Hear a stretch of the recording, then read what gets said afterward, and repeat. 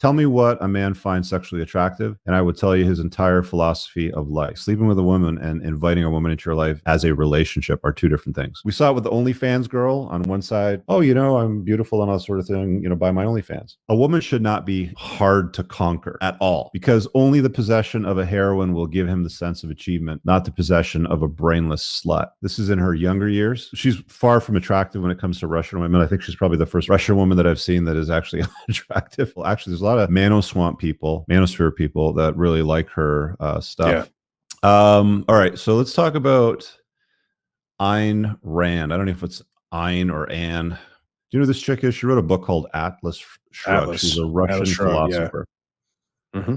Okay, so I came across something here the other day, which I shared to get some feedback, and it's a quote, and I think this will be interesting to sort of dissect.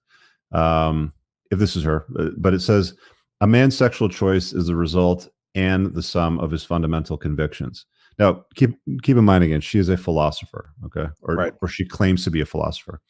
Tell me what a man finds sexually attractive, and I will tell you his entire philosophy of life. Well, what do men find sexually attractive?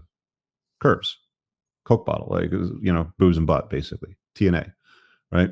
So she's all of a sudden trying to turn this into, it's about the brain and it's about fundamentals beyond just like the optics of sexiness and reproduction and reproductive health and stuff like this. This is what I'm getting at in a second. You'll see it, more towards the end.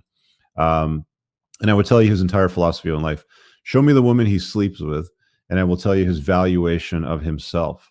He will always be attracted.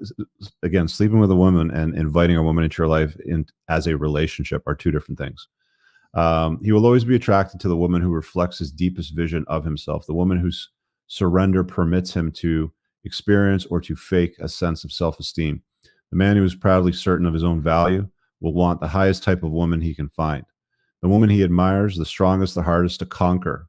Hardest to conquer sounds like difficulty. It sounds like disagreeableness. It sounds pain like in the ass. It feels like boss girl sort of stuff. Like, a woman should not be hard to conquer at all, because only the possession of a heroine will give him the sense of achievement, not the possession of a brainless slut.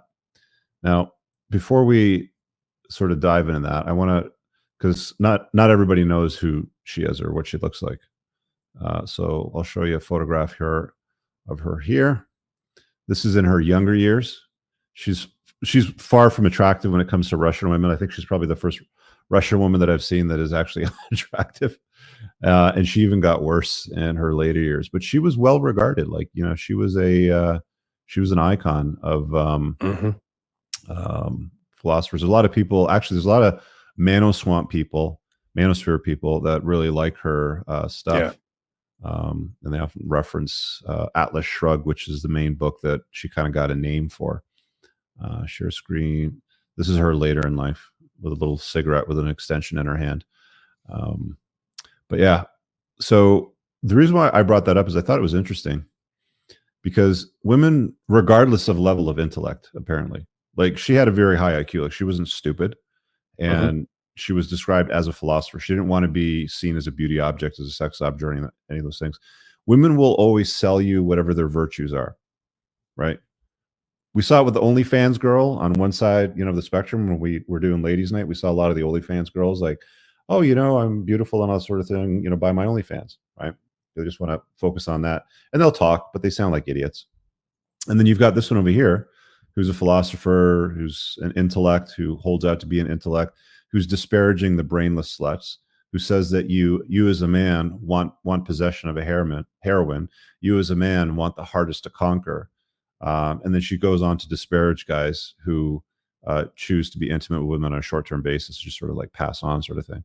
Very, very interesting dynamic I just came across there. So I just wanted to share that with you guys. Well, it always boils down to, a real man wants this, a real man wants that. A real man fits whatever I want for my own personal narrative at this given moment in this given time.